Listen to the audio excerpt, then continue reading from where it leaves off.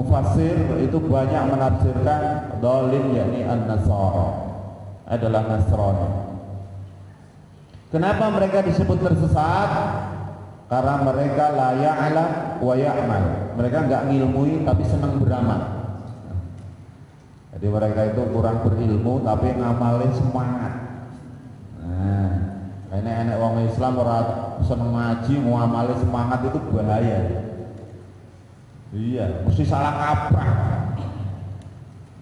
Nah, akhirnya dalam konsep Tuhan macam-macam. Ya. Jadi seperti itu. Kepinteran orang ngamal ya salah, orang pinter ngamal ya salah. Nah, Islam itu siratal mustaqim. Apa? Ngerti ngamal gitu. Ya. Ya'lam wa ya'mal, mengilmui dan mengamalkan gitu. Itu orang Islam begitu harusnya. Jadi makanya kita harus terus mengilmui. Walaupun mayoritas masyarakat muslim di Indonesia ini kalau beramal ya nggak mengilmui, kadang mengtaklid. Tahu taklid? Melu-melu ra ngerti dasare.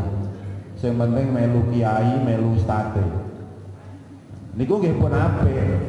Maka Hasyim Asy'ari rahimahullah, pendiri Nahdlatul Ulama, mewajibkan NU itu orang awamnya wajib bertaklid. Wis melu kiai. Kan ngoten Pak. Benten kali Muhammadiyah Pak Bu. Kalau Muhammadiyah tidak boleh taklid, harus ngerti. Iya. Jadi kalau beramal harus ngerti dasarnya. Walaupun pol-polnya ya taklid lagi ya sudah.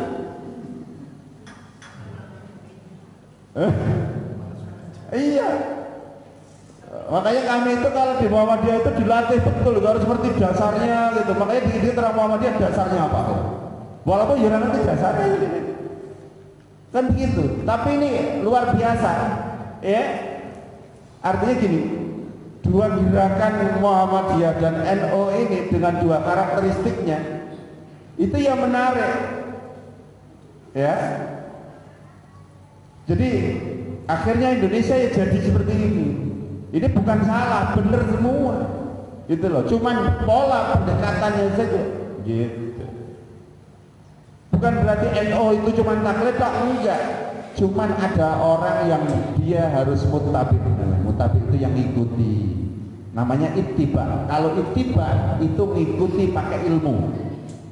Nah, Bapak sholat rukuknya begini itu dasarnya apa?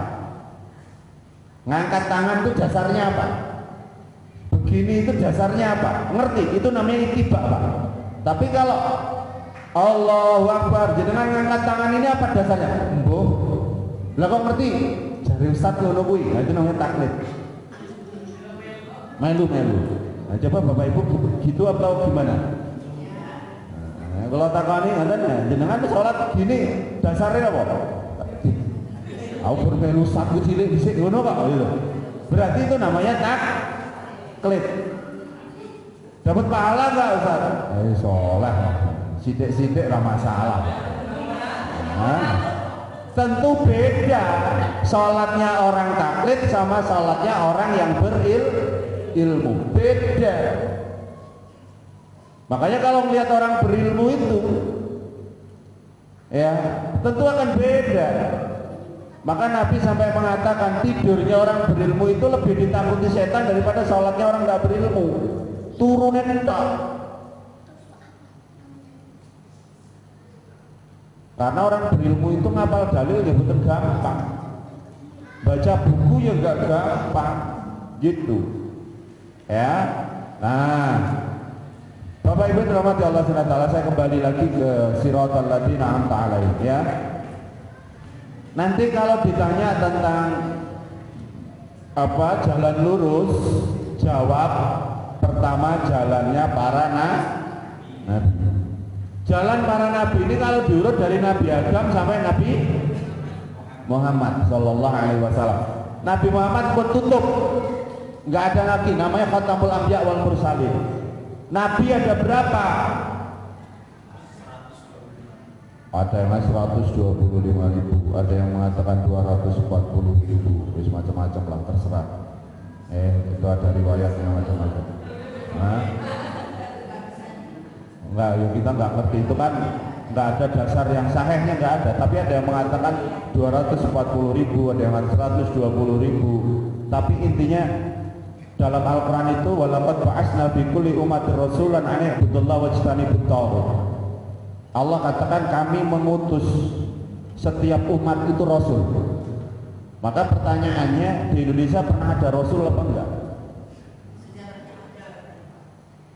Sejarahnya. Emang ada sejarahnya, Bu? Nabi siapa, Bu?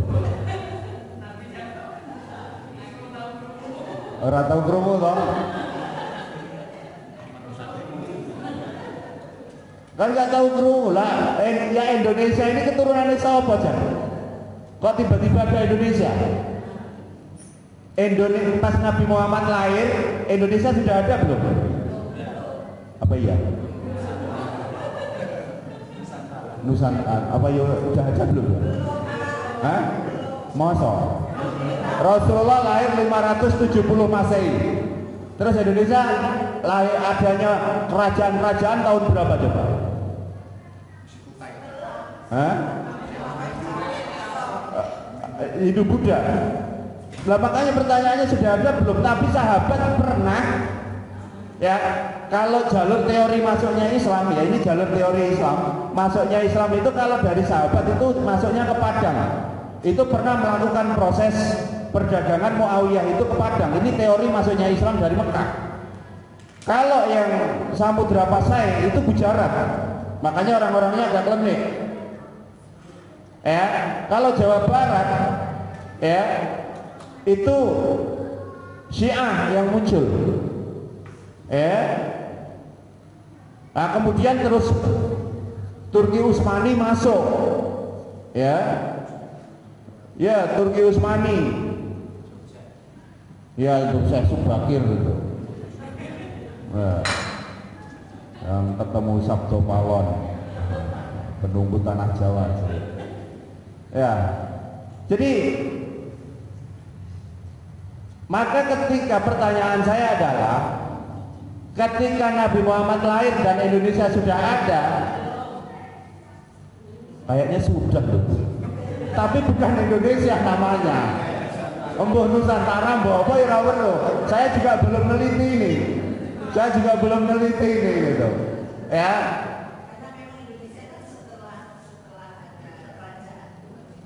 Ya, setelah ada kerajaan baru masuk Islam. Diawali dari kerajaan ya Majapahit ya terus apa Kian Santang itu Prabu Siliwangi ya.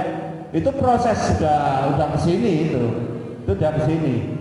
Tapi artinya andai kata di Indonesia ini Nabi Muhammad lahir sudah ada, berarti kalau melihat ayat ini bisa jadi di Indonesia ada Nabi dan Rasul era itu.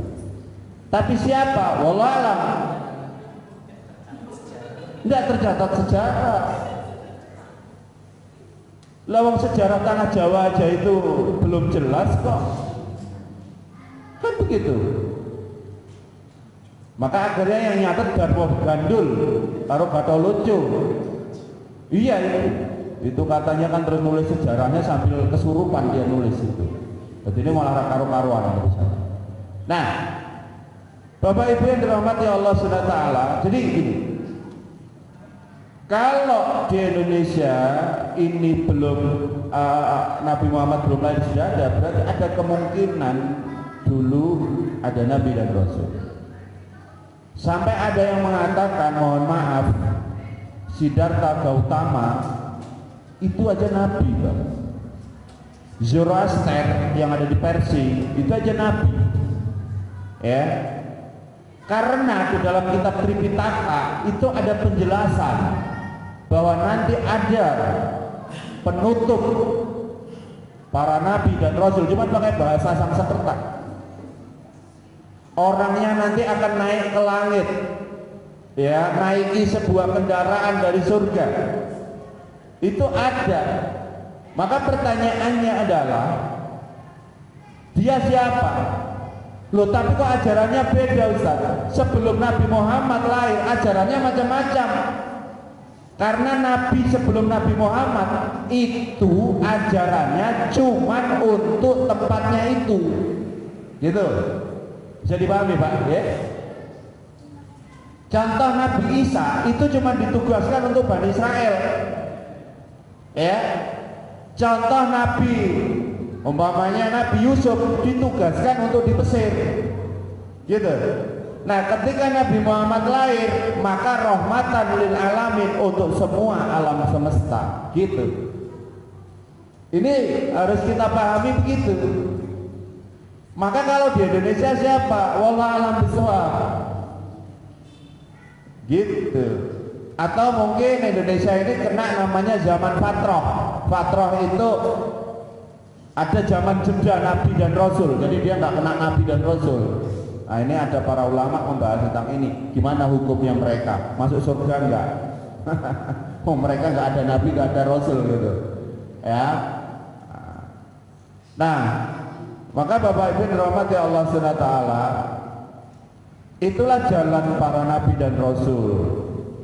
Nah, jadi zaman Nabi Adam terus punya anak, ada Nabi Syed, ya, ada Nabi Musa, dan yang terus ya, sampai Nabi Muhammad SAW. Itulah jalan para Nabi dan Rasul. Jalan para Nabi dan Rasul itu ya jalan yang penuh ujian, jalan yang penuh perjuangan, jalan yang penuh halangan.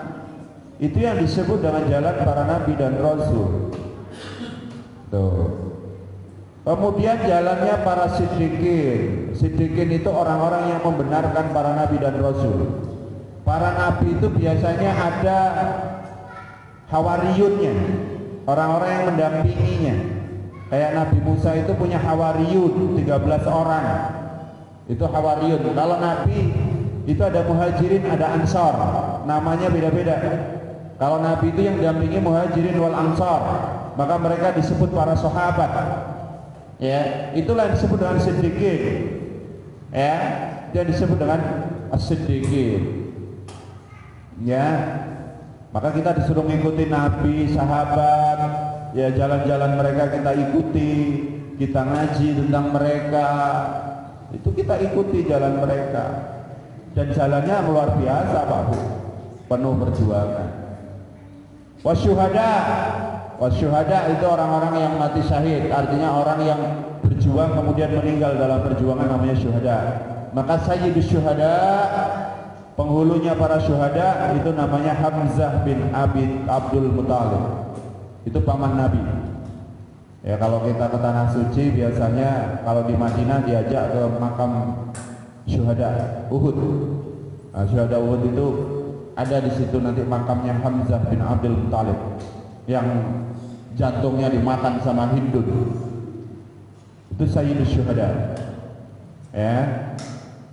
Terus wasalihin. Nah, salih itu siapa? Nah, kita ini. Nah, mudah-mudahan kita ini orang saleh, amin. Ya, saleh didik ya. Ya, saleh itu kan tingkatannya macam-macam.